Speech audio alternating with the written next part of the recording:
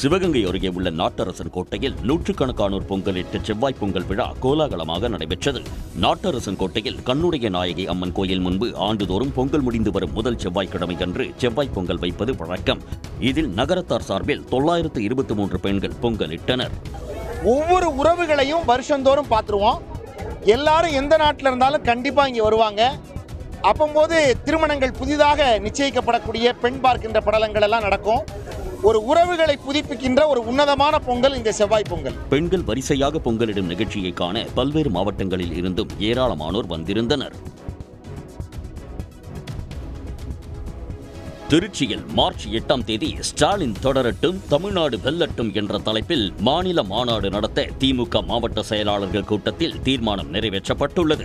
திமுக தலைவரும் முதலமைச்சருமான மு.க. ஸ்டாலின் தலைமையில் அக்கட்சியின் மாவட்ட செயலாளர்கள் கூட்டம் அண்ணா அறிவாலயத்தில் நடைபெற்றது. அப்போது 4 முக்கிய தீர்மானங்கள் நிறைவேற்றப்பட்டன. தமிழ்நாட்டில் பெண்களுக்காக செயல்படுத்தப்பட்டு வரும் திட்டங்களை எடுத்துக் கூறி மகளிரின் வாக்கு முழுமையாக கிடைக்கும் வகையில் வெல்லும் தமிழ் பெண்கள் என்ற பெயரில் பரப்புரை செய்வது, தமிழ்நாடு தலைகுனியாது என்ற தலைப்பில் முக்கிய பிரமுகர்கள், தொழில் முனைவோர், இளைஞர்கள், மாணவர்கள் மத்தியில் பரப்புரை செய்வது, வாக்குச்சாவடி குழுவினருக்கான என் வாக்குச்சாவடி வெற்றி வாக்குச்சாவடி பயிற்சிகள் ஆகிய தீர்மானங்கள் நிறைவேற்றப்பட்டன. கூட்டணி பற்றி திமுகவுடன் மட்டுமே பேசப்பட்டு வருவதாக தமிழ்நாடு காங்கிரஸ் கமிட்டி தலைவர் செல்வ பெருந்தகை தெரிவித்துள்ளார். சென்னை சத்தியமூர்த்தி பவனில் காங்கிரஸ் செயற்குழு கூட்டம் நடைபெற்றது. பின்னர் செல்வ பெருந்தகையிடம் திமுக கூட்டணியில்தான் காங்கிரஸ் கட்சி தொடர்கிறதா என்று செய்தியாளர்கள் கேள்வி எழுப்பினர். அதற்கு பதில் அளித்த அவர், தமிழ்நாடு காங்கிரஸ் திமுகவுடன் தான் கூட்டணி பேசி வருகிறது என உறுதிபட கூறினார். பேசிட்டு இருக்கோம், ஏற்கனவே சிஎம்ஐ மீட் பண்ணியிருக்கோம், பேசிட்டு இருக்கோம். அதில் என்ன உங்களுக்கு பிரச்சனை? இப்போ ப்ளீஸ் கன்ஃபியூஸ் பண்ணாதீங்க. பேசிட்டு இருக்காங்க. முன்னதாக செய்தியாளர்களிடம் பேசிய காங்கிரஸ் மேலிட பொறுப்பாளர் கிரீஷ் சோடங்கர், சட்டமன்ற தேர்தலில் யாருடன் கூட்டணி என்பது குறித்து காங்கிரஸ் தலைமை விரைவில் அறிவிக்கும் என்றார். இது தொடர்பாக 42 காங்கிரஸ் நிர்வாகிகளிடம் தனித்தனியாக ஆலோசனை மேற்கொண்டு கருத்துக்களை கேட்டறிந்ததாகவும் அவர் தெரிவித்துள்ளார்.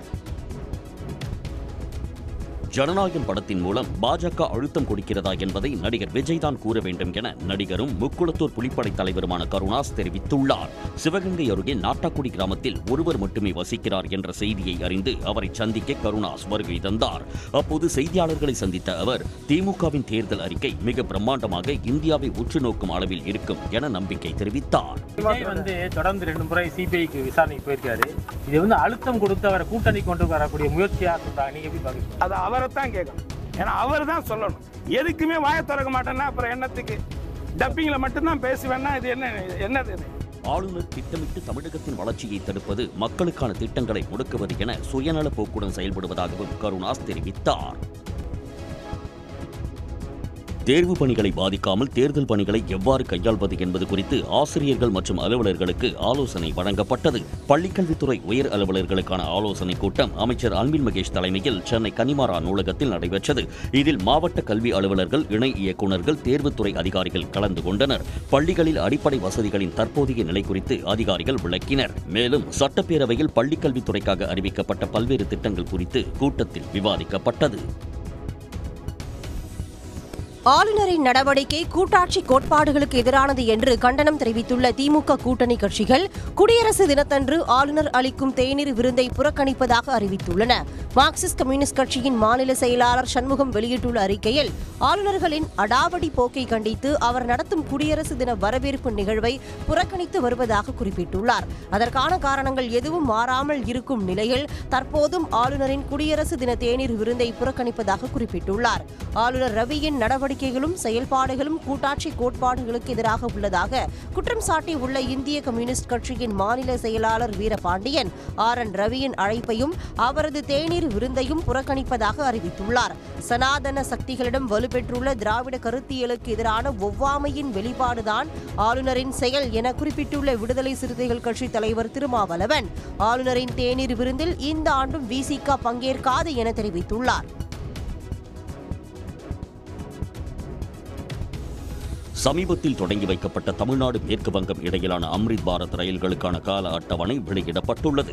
அதன்படி இந்த ரயில்கள் வெள்ளிக்கிழமை மாலை 3:30 மணிக்கு தாம்பரத்தில் இருந்து புறப்பட்டு மேற்கு வங்க மாநிலம் சந்திரகாசியை சென்றடையும். மறுமார்க்கமாக சனிக்கிழமை இரவு 11:55 மணிக்கு சந்திரகாசியில் இருந்து புறப்பட்டு தாம்பரம் வந்தடையும். இந்த ரயில்கள் சென்னை எழும்பூர் வழியாக இயக்கப்படும். அதேபோல புதன்கிழமை காலை 5:45 மணிக்கு திருச்சியில் இருந்து புறப்படும் ரயில்கள் மேற்குவங்க மாநிலம் நியூ ஜல்பைகுரியை சென்றடையும். மறுமார்க்கமாக வெள்ளிக்கிழமை புறப்படும் அம்ரித் பாரத் ரயில் திருச்சியை வந்தடையும். இந்த ரயில்கள் தஞ்சாவூர், கும்பகோணம், மயிலாடுதுறை, சிதம்பரம், விழுப்புரம், தாம்பரம், எழும்பூர் வழியாக இயக்கப்படும். மேலும் ஞாயிற்றுக்கிழமை இரவு 11 மணிக்கு நாகர்கோவிலில் இருந்து புறப்படும் ரயில் மேற்குவங்க மாநிலம் நியூ ஜல்பைகுரி சென்றடையும். இந்த ரயில்கள் நெல்லை, கோவில்பட்டி, விருதுநகர், மதுரை, திண்டுக்கல், பழனி, பொள்ளாச்சி, கோவை, திருப்பூர், ஈரோடு, சேலம் வழியாக இயக்கப்படும். தமிழ்நாடு முழுவதும் செயல்பட்டு வரும் கரிக்கோழி வளர்ப்பு பண்ணைகளில் துல்லிய கணக்கெடுப்பு நடத்தி அதன் அடிப்படையில் தனி நலவாரியம் அமைக்க வேண்டும் என கரிக்கோழி பண்ணையாளர்கள் நலச்சங்கம் கோரிக்கை விடுத்துள்ளது. திண்டுக்கல் மாவட்ட கரிக்கோழி பண்ணையாளர்கள் நலச்சங்கத்தின் மாவட்ட ஆலோசனை கூட்டம் நடைபெற்றது. கூட்டத்திற்கு பின்னர் சங்கத்தின் மாநில செயலாளர் முகமது ரஃபீக் செய்தியாளர்களை சந்தித்தார். தற்போதைய விலைவாசி உயர்வு காரணமாக சராசரி வளர்ப்பு தொகை கட்டுப்படியாகாததை கருத்தில் கொண்டு உடனடியாக வளர்ப்பு தொகையை உயர்த்தி வழங்க வேண்டும் என கோரிக்கை விடுத்தார். பண்ணையாளர்களுக்கு நலவாரி அமைச்சு தர்றதோட நிரந்தரமாக இந்த தொழில் மேம்பாட்டுக்காக முத்தரப்பு கமிட்டி அமைக்கணும். தமிழ்நாடுல நிரந்தரமாக முத்தரப்பு கமிட்டி அமைச்சு இந்த கரிக்கோழி தொழில் மேம்பாட்டுக்கு அரசு உதவணுங்க. தமிழ்நாடு முழுவதும் உள்ள அனைத்து கரிக்கோழி பண்ணை உரிமையாளர்களும் ஒன்று சேர்ந்து பிப்ரவரி முதல் வாரத்தில் போராட்டம் நடத்தப்படும் என்றும் முகமது ரஃபீக் தெரிவித்துள்ளார்.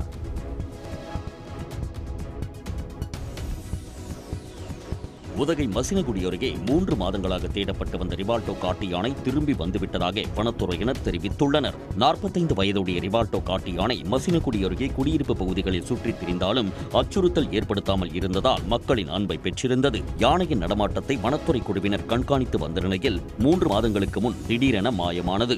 தீவிரமாக தேடப்பட்டு வந்த நிலையில் மசினகுடி அருகே தோட்டத்திற்கு திரும்பியுள்ளதால் வனத்துறையினர் நிம்மதி அடைந்துள்ளனர். இந்திய உலக கல்வி மாநாடு வரும் 27 மற்றும் 28 ஆகிய தேதிகளில் சென்னையில் நடைபெற உள்ளதாக தொழில்துறை அமைச்சர் TRB ராஜா தெரிவித்துள்ளார். தலைமைச் செயலகத்தில் செய்தியாளர்களிடம் பேசிய அவர், சென்னைக்கு மிக அருகில் அறிவுசார் நகரம் அமைக்கப்பட்டு வருவதாக கூறினார். இதில் உலகின் பல்வேறு கல்வி நிறுவனங்கள் அமைய வேண்டும் என்பது முதலமைச்சரின் விருப்பம் என்றும் அவர் தெரிவித்தார். இது போன்ற பெரிய கல்வி நிறுவனங்கள் இந்தியாவை நோக்கி படையெடுத்து வரும் இந்த சூழலில் முதல் கட்டமாக அவர்கள் வர நினைப்பது கல்வியில் நம்பர் 1 திகழும் நம்ம தமிழ்நாட்டுக்குள்ளதான். சென்னை கலைவாணர் அரங்கில் 2 நாள் நடைபெறும் மாநாட்டில் உயர்தர கல்வியை வழங்கி வரும் வெளிநாட்டு பல்கலைக்கழகங்களிலிருந்து பிரதிநிதிகள் பங்கேற்க உள்ளதாகவும் அமைச்சர் TRB ராஜா குறிப்பிட்டார். சென்னை தேனாம்பேட்டை முதல் சைதாப்பேட்டை வரை அமைய உள்ள 4 வழி மேம்பாலத்தின் கட்டுமான பணியை அமைச்சர் ஏவா வேலு ஆய்வு செய்தார். அண்ணா சாலையில் போக்குவரத்து நெரிசலை குறைப்பதற்காக தேனாம்பேட்டை முதல் சைதாப்பேட்டை வரை 3.2 கிலோமீட்டர் தொலைவுக்கு 621 கோடி ரூபாய் மதிப்பீட்டில் 4 வழி மேம்பாலம் கட்டப்பட்டு வருகிறது. இதன் அடித்தளத்திற்கான பணிகள் முழுவதுமாக நிறைவடைந்துள்ள நிலையில் உயர்மட்ட மேம்பாலத்திற்கான முதற்கட்ட தளம் அமைக்கும் பணி நடைபெற்று வருகிறது. இதனை நெடுஞ்சாலை மற்றும் பொதுப்பணித்துறை அமைச்சர் ஏவா வேலு நேரில் ஆய்வு செய்து விரைவாக பணிகளை முடிக்க ஒப்பந்ததாரர்கள் மற்றும் அலுவலர்களுக்கு அறிவுறுத்தினார். கூலி உயர்வு கேட்டு கரிக்கோழி வளர்ப்பவர்கள் போராட்டம் நடத்தி வரும் நிலையில் இன்று நடைபெற இருந்த கோழி வளர்ப்பு விவசாயிகள் மற்றும் உற்பத்தி நிறுவனங்கள் பங்கேற்கும் முத்தரப்பு பேச்சுவார்த்தை ரத்து செய்யப்படுவதாக அறிவிப்பு வெளியாகி இருக்கிறது. கரிக்கோழி பண்ணைகளில் கோழிகளை வளர்க்கும் விவசாயிகளுக்கு கூலியை உயர்த்தி வழங்க வேண்டும் என தமிழ்நாடு விவசாயிகள் பாதுகாப்பு சங்கத்தினர் போராட்டம் நடத்தி வருகின்றனர். இதையடுத்து சென்னையில் கால்நடை பராமரிப்பு மற்றும் மருத்துவ பணிகள் இயக்குநர் அலுவலகத்தில் இன்று முத்தரப்பு பேச்சுவார்த்தை நடைபெற இருப்பதாக கூறப்பட்டது. இந்நிலையில் பிரச்சினைகளுக்கு தீர்வு காண முத்தரப்பு பேச்சுவார்த்தைக்கு சாத்தியக்கூறு இல்லை என்று கால்நடை பராமரிப்பு மற்றும் மருத்துவ பணிகள் துறை தெரிவித்துள்ளது. 96% கல்வி அறிவை பெற்ற மாநிலமாக உள்ள தமிழ்நாடு விரைவில் 100% எட்டும் என்று பள்ளிக்கல்வித்துறை அமைச்சர் அன்பில் மகேஷ் தெரிவித்துள்ளார். சென்னை கோட்டூர்புரத்தில் உள்ள அண்ணா நூற்றாண்டு நூலகத்தில் பள்ளிசாரா மற்றும் வயது வந்தோர் கல்வி இயக்ககம் சார்பில் மாநில எழுத்தறிவு விருதுகளை அவர் வழங்கினார். அப்போது பேசிய அவர் 2025ஆம் ஆண்டில் மட்டும் 15 வயதிற்கு மேற்பட்டு எழுத படிக்க தெரியாத 15 லட்சம் கற்போருக்கு அடிப்படை எழுத்தறிவு வழங்கப்பட்டுள்ளதாக கூறினார். 2025-26 மட்டும் முதல் கட்டமாக 5 லட்சம், அதுக்கப்புறம் 9 லட்சம் திட்டம் என்று இந்த ஒரு வருஷத்தில் 15 லட்சம், கிட்டத்தட்ட 30 லட்சம் பேருக்கான ஒரு பயிற்சியை கொடுத்து இன்றைக்கி நம்முடைய மாநிலம் எதை நோக்கி செல்கிறது சொன்னால் 100% கல்வி அறிவு பெற்றிருக்கின்ற ஒரு மாநிலமாக அதை நோக்கி ஆல்மோஸ்ட் கிட்ட நம்ம நெருங்கிட்டோம். நம்ம இது வந்துட்டா இப்போ இதுலையும் பார்த்தீங்கன்னா ஒட்டுமொத்தமாக தமிழ்நாடு தான் மற்ற மாநிலத்துக்கெல்லாம் முன்னோடி மாநிலமாக இருக்க போகிறது. கைவினைப் பொருட்கள் தயாரிப்பு பயிற்சியில் தயாரிக்கப்பட்ட பொருட்கள் காட்சிப்படுத்தப்பட்டன. சபரிமலை ஐயப்பன் கோயிலில் தங்கத் தகடுகளில் எடை குறைந்த வழக்கில் சென்னையில் துணை ராணுவத்தினர் பாதுகாப்புடன் அமலாக்கத்துறை அதிகாரிகள் சோதனை நடத்தினர். சபரிமலையில் துவாரபாலகர்கள் சிலையில் இருந்து தங்கத் தகடுகளில் தங்கத்தின் எடை குறைந்தது. இது தொடர்பாக அமலாக்கத்துறை தீவிர விசாரணையில் இறங்கியுள்ளது. கேரளாவிலும் தமிழ்நாட்டிலும் 21 இடங்களில் அமலாக்கத்துறை அதிகாரிகள் சோதனை நடத்தினர். சென்னை வேப்பேரி ரித்தர்டன் சாலையில் உள்ள நகை தயாரிப்பு நிறுவன அதிகாரி பங்கஜ் பண்டாரியின் மகன் பதன்ராஜ் பண்டாரி வசிக்கும் வீடு, அம்பத்தூர் தொழிற்பேட்டையில் உள்ள நகை தயாரிப்பு நிறுவனம் உள்ளிட்ட இடங்களில் துணை ராணுவத்தினர் பாதுகாப்புடன் அமலாக்கத்துறை சோதனை நடைபெற்றது. சவுகார்பேட்டையில் உள்ள நகைக்கடையில் பணியாற்றும் கொண்டித்தோப்பு லாயர் சின்னத்தம்பி தெருவைச் சேர்ந்த கல்பேஷ் என்பவரின் வீட்டிலும் சோதனை நடத்தப்பட்டது.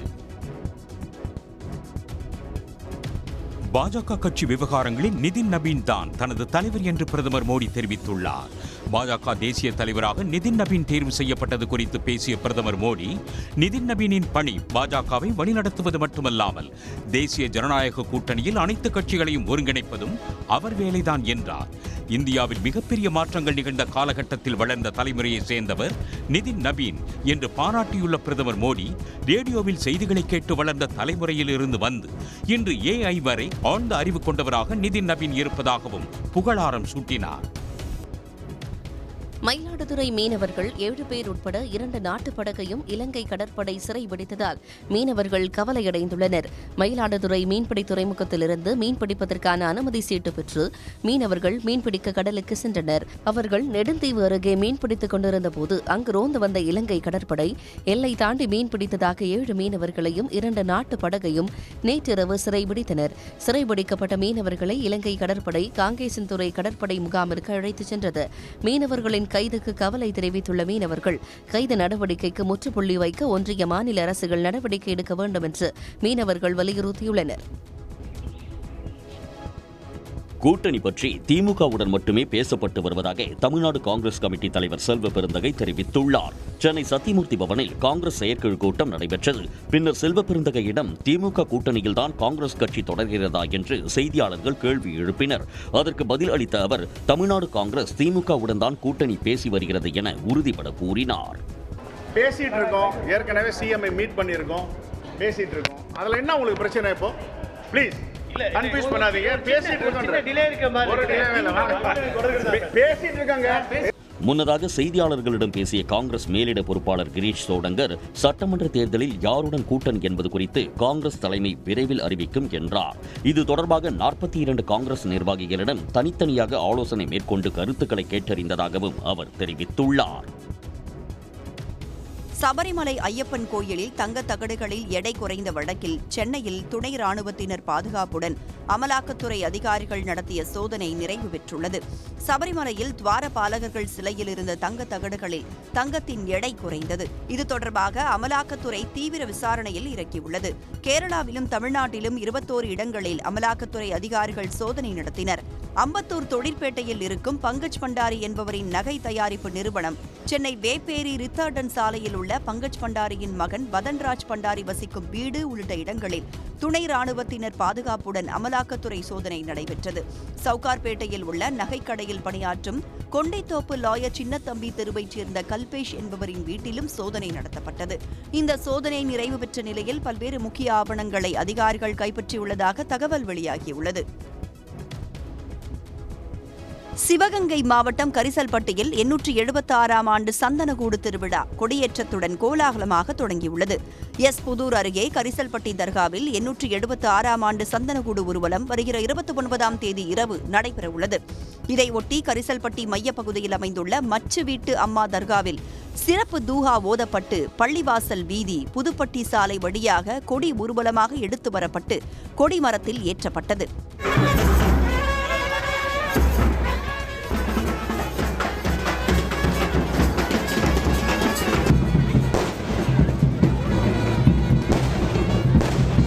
அப்போது மேளதாளத்துடன் கலை நிகழ்ச்சிகள், வானவேடிக்கை என உற்சாகம் ஏற்பட்டது. கொடியேற்ற நிகழ்வில் இஸ்லாமியர்கள் இந்துக்களுக்கு திருநீர் வழங்கினர்.